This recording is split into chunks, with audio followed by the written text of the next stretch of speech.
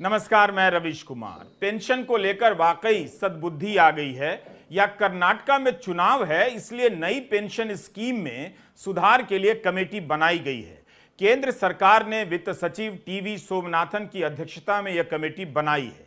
इस खबर को पहले पन्ने पर छाप तो दिया गया है, मगर पुरानी पेंशन की बहाली को लेकर लड़ाई लड़ रहे करोड़ों कर्मचारियों को नई पेंशन स्कीम में सुधार नहीं, पुरानी पेंशन स्कीम की बहाली चाहिए। जिस तरह से इसे बड़ी खबर बताकर छापा गया है, उससे किसी को उम्मीद हो सकती है कि मोदी सरकार पुरानी पेंशन पर लौट सकती है, मगर ऐसी उम्मीद का कोई आधार नहीं है। इसलिए हमने सोचा कि आज पेंशन की बात करते हैं।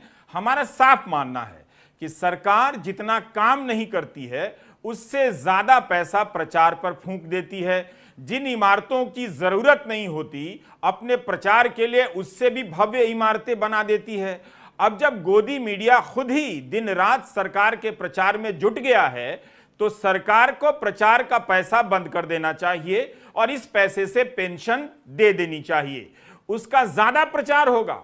सरकार से विज्ञापन लेकर गोदी मीडिया उसका प्रचार करे, यह अच्छी बात नहीं है। अगर सरकार ने अच्छा काम किया है तो देश हित में देशभक्ति की बात करने वाला यह गोदी मीडिया ऐसे ही करके दिखा दे।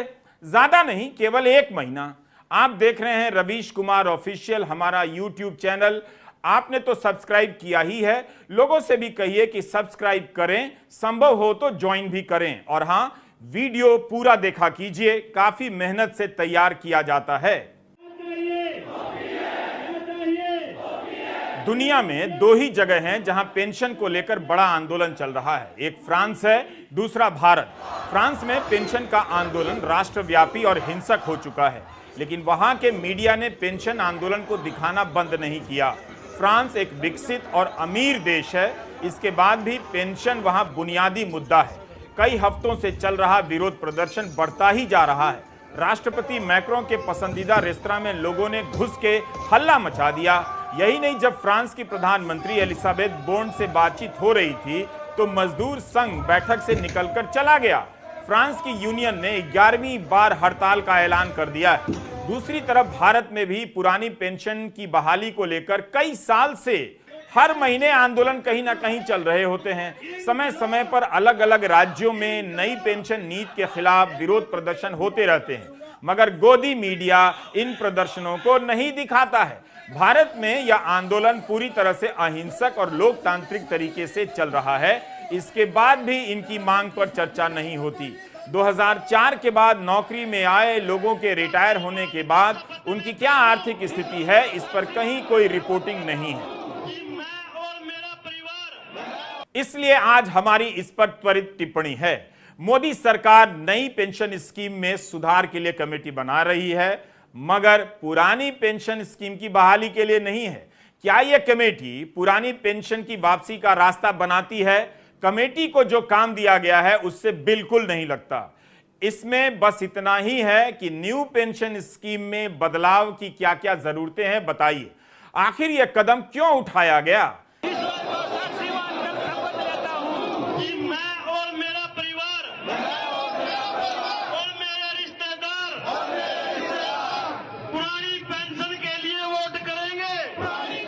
कर्नाटका में विधानसभा चुनाव हो रहे हैं। यहां भी सरकारी कर्मचारियों ने पुरानी पेंशन स्कीम की बहाली को लेकर आवाज उठाने शुरू कर दिए हैं। पिछले साल 19 दिसंबर को बेंगलुरु में नई पेंशन स्कीम के खिलाफ बहुत बड़ी रैली हुई।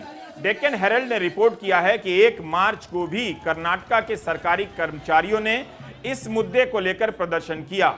राज्य के कर्मचारी 7वें वेतन आयोग की भी मांग कर रहे हैं। 6 नवंबर 2022 की द हिंदू की रिपोर्ट है कि बेंगलुरु में नई पेंशन नीति के खिलाफ रैली हुई है। इस साल 23 फरवरी की इकोनॉमिक टाइम्स में खबर छपी है कि कर्नाटका के मुख्यमंत्री ने पुरानी पेंशन स्कीम की बहाली से साफ इनकार कर दिया है। रिपोर्ट के अनुसार विधानसभा में लिखित जवाब में मुख्यमंत्री बासवराज बोम्मई ने कहा है कि इससे वित्तीय हालत खराब हो जाएगी। जब लिखकर ही बोल दिया है कि पुरानी पेंशन ठीक नहीं है, तब कर्नाटका बीजेपी के विधायक अयानूर मंजूनाथ के समर्थन का क्या मतलब रह जाता है? मंजूनाथ ने पुरानी पेंशन की बहाली के आंदोलन का समर्थन किया है। कर्नाटका कांग्रेस के चुनावी अभियान समिति के अध्यक्ष एमबी पाटिल ने ओपीएस के पक्ष में बयान दिया है। हम सब की मांग पुरानी पेंशन है और संघर्ष की वजह से 5 राज्यों में सफलता भी मिली है।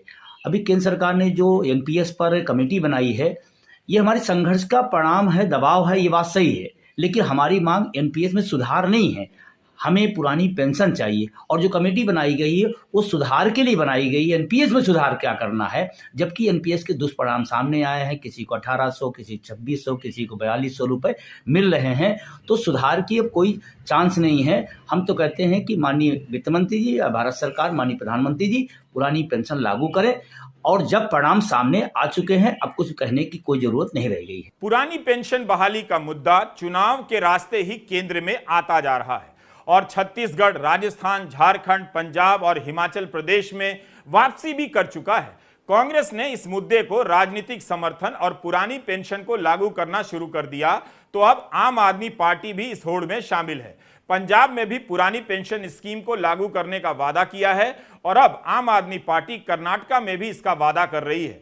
उत्तर प्रदेश के चुनाव में भी यह मुद्दा जोर शोर से उठा था, मगर इससे बीजेपी की जीत पर कोई फर्क नहीं पड़ा। लेकिन हिमाचल प्रदेश में बीजेपी की हार का एक कारण यह भी माना जाता है। क्या यही वजह है कि कर्नाटका चुनाव के बीच केंद्र ने या 2024 के चुनावों को देखते हुए मोदी सरकार ने नई पेंशन स्कीम में सुधार का कोई ऐलान किया है? महाराष्ट्र में भी मार्च 2023 में जब नई पेंशन योजना को लेकर आंदोलन जोर पकड़ने लगा, तो शुरू में इस मुद्दे का विरोध करने वाले उप मुख्यमंत्री देवेंद्र फडणवीस ने भी अपनी लाइन में थोड़ा बदलाव किया। उन्होंने साफ साफ तो नहीं कहा, मगर कहने लगे कि राज्य सरकार पुरानी पेंशन स्कीम की वापसी को लेकर नेगेटिव नहीं है। यह काफी सतर्कता के साथ दिया गया बयान है। लागू करने का आश्वासन बिल्कुल नहीं है, बस इतना है कि सरकार की सोच नेगेटिव नहीं है, हेडलाइन के लिए ज्यादा है। विधानसभा में फडणवीस ने कह दिया कि वे राज्य कर्मचारी संगठनों से इस बारे में बात करेंगे। इस बयान को बदलाव के रूप में बताया जा रहा है। इसके पहले महाराष्ट्र के उप मुख्यमंत्री कह चुके थे कि मोंटेक सिंह अहलूवालिया का मत है कि इससे राज्य सरकार के खजाने पर बोझ बढ़ेगा। अभी ही वेतन और पेंशन पर राज्य के बजट का 58% खर्च होता है। पुरानी पेंशन लागू हुई तो 62% होने लग जाएगा।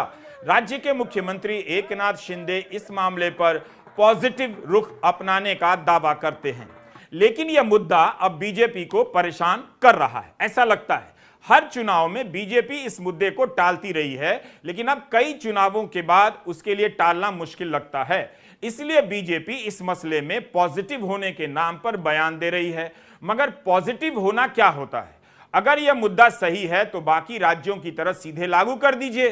कहने के लिए तो संघ समर्थित संगठन भारतीय मजदूर संघ भी पुरानी पेंशन स्कीम की बात करता है, लेकिन उनके संगठन से सरकार और बीजेपी को कोई असर नहीं पड़ा, कोई दबाव नहीं बना। हाल ही में मध्य प्रदेश में बीजेपी के वरिष्ठ नेता और पूर्व मंत्री गौरी शंकर बिसेन ने पुरानी पेंशन की बहाली का समर्थन कर दिया। बयान छपा है मीडिया में। वे यहां तक कह गए कि अगर पार्टी से निकाल दिए गए तब भी अपनी बात से पीछे नहीं हटेंगे। हमारा आंदोलन लगातार देशव्यापी हो रहा है और एनएमओपीएस के बैनर तले पूरे देश की लड़ाई लड़ी जा रही है। अभी 16 अप्रैल को पेंशन संवैधानिक मार्च हर जिला मुख्यालय पे है। उसके बाद 1 जून से रथ यात्रा निकाली जा रही है। फिर 1 अक्टूबर को हम लोग दिल्ली पहुंच रहे हैं। पूरे व्यापक स्तर पर हमारी तैयारी चल रही है।